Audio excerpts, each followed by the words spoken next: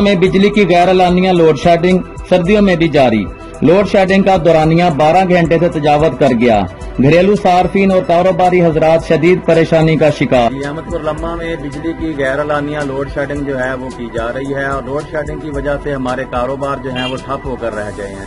हमारे कारोबार बिजली की वजह से अपसेट हो गए हैं। रात को भी लाइट नहीं होती, जिसकी वजह से बहुत मच्छर होते हैं और बच्चे भी बहुत बीमार हो रहे हैं। हमारी वजीर आजम और वजीर आला से अपील है कि हमारी इस गैर एलानिया लोड शेडिंग का नोटिस।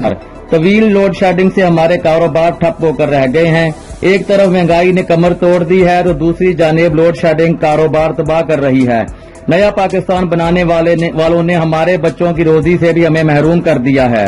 सारा दिन दुकानों पर ग्राहकों की राह तकते रहते हैं। वजीर आला से अपील की है कि वो इसका सख्ती से नोटिस लें।